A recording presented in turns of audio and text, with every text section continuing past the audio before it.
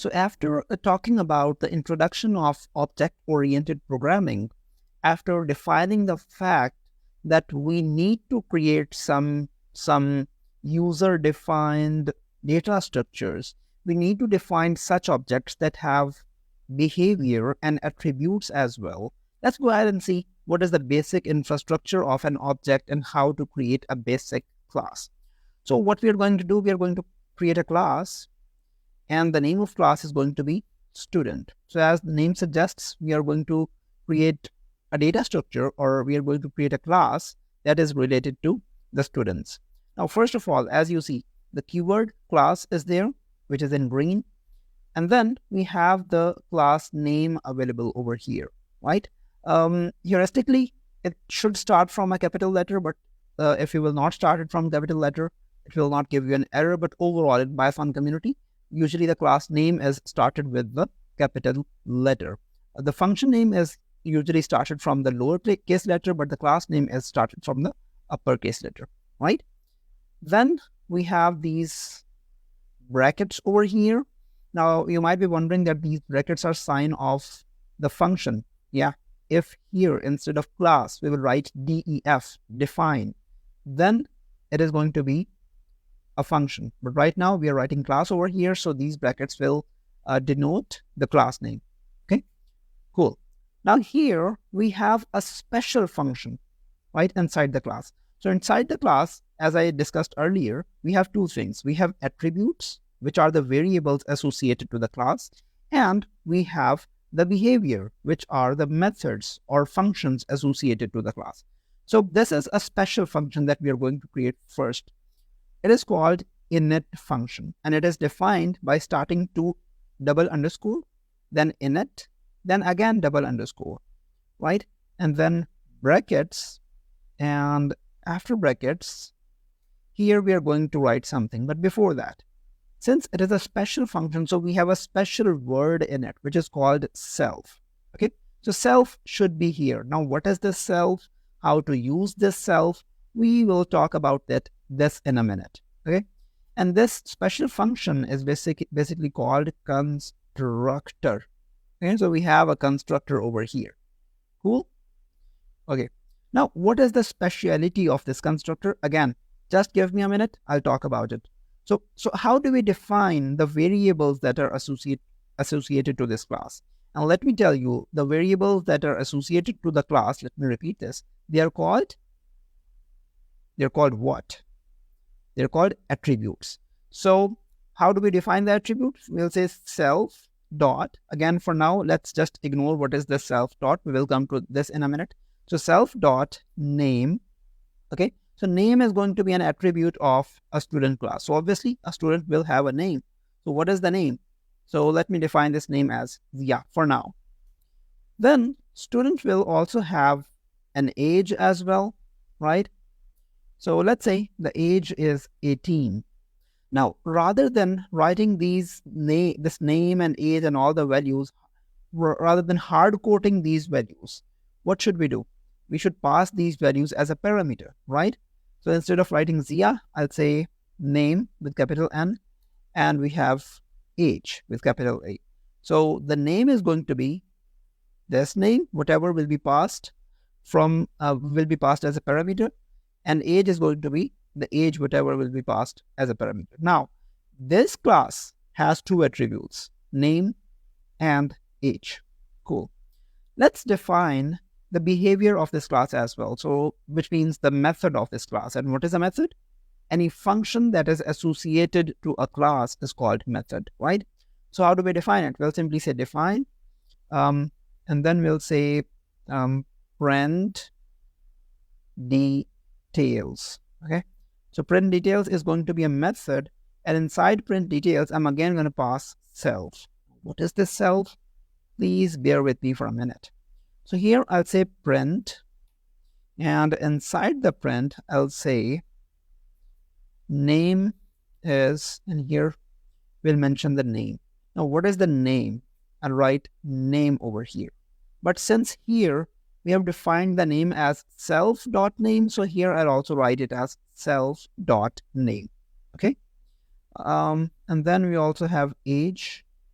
So let me define age over here as well. Oh, sorry, let me print age over here as well. So age is this, right?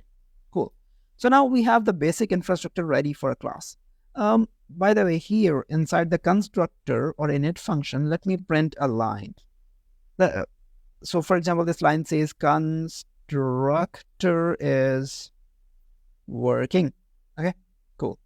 Now my class is ready to work. I know there is only 20% or 30% understanding going on in your mind right now. 70% of confusion is there. So I've just created a class. Now let me create an object of this class, or let me create a variable of this class, and then we'll create complete 100% understanding of it, right? So how do we create variable or object? Usually, if I have to create a list, I'll say lst, the variable name, then equals to, and then I'll define a list like this. For example, 1, 2, 3, right? Like this. Or there is another way. I can also define a list like this as well. Okay. Inside this, I can create a list like 1, 2, 3, or and so on and so forth. Just like that, I'll create a student. Let's say S1, student 1 over here. So what is the symbol of this class? This is the symbol of the class, student. Okay. So I'll write student over here. Now, this student is receiving 2 parameters over here inside the constructor. By the way, it is receiving 3 parameters. For now, we are ignoring self. Okay. We are only talking about the variables or the parameters that are apart from self. So they are 2, name and age. So let's say this student's name, S1 student's name is going to be Zia. Okay. And then we have age, which is going to be 18. Okay. Principle is same. First argument is going to be saved in first parameter by ignoring self, and second parameter is going to be stored in second parameter. Cool. So this is one student that we have created so far. Let's work with it. So if I run it, it prints nothing but prints constructor is working, which is this line. Well, this line is inside a particular function, an init function, and I did not call any function. Then why this function is executed? Well, if the rule says whenever I'll create an object, all the functions will be executed, then why this print details function is not executed? That is why I said this init function or the constructor is a special function. Whenever I'll create an object, please listen to this very carefully. Whenever I'll create any object of a particular class, the constructor of that class will be automatically executed.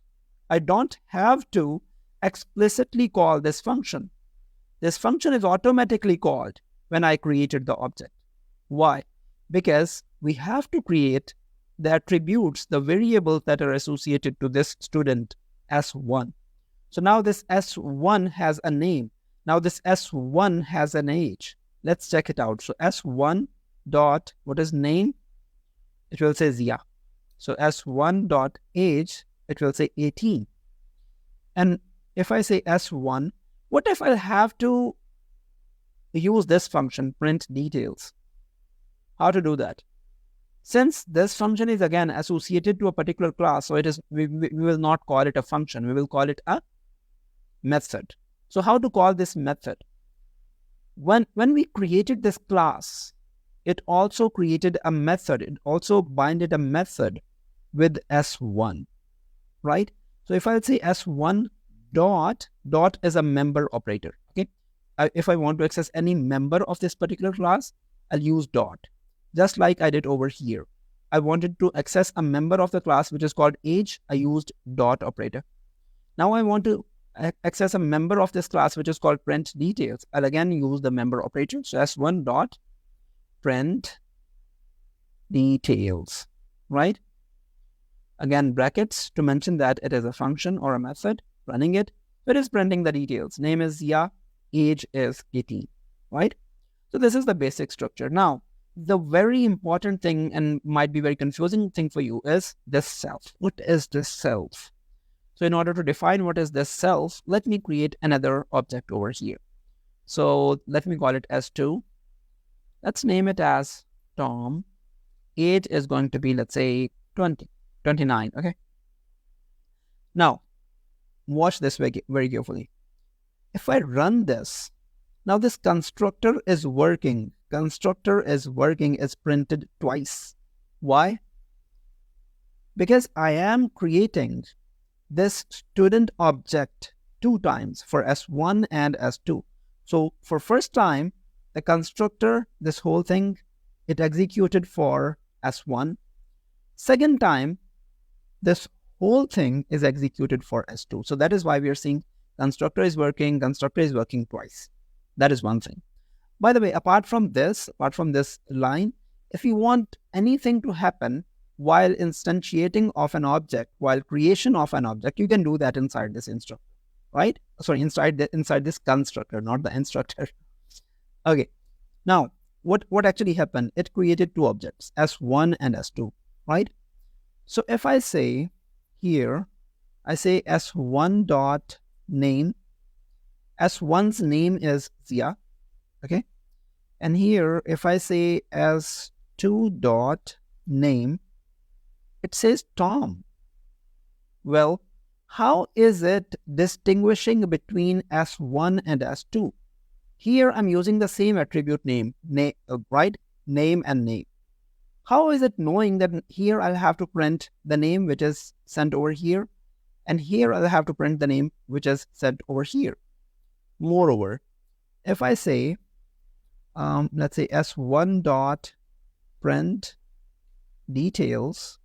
So if I print details for S1, it is printing the details like name is Zia, age is 18. But if I say S2 dot print details, it is printing details of Tom. Now again, I'm using the same function name, only the different objects for S1 and S2, and different but relevant information is being printed. Now here comes the game of self. Okay, so what is actually happening? Here I'm passing all this information to student, and I'm also passing self as well. So this information is stored in the self, name and age. So Zia and 18 is stored in the self. And this self is actually returned, since it is a special function, so it has special syntax as well. So this self is actually returned and stored in S1. So you can say this whole thing is replaced by self. And self has a name, Zia. Self has an age, 18. And when I executed this line, at this time, self was Tom and 29, right?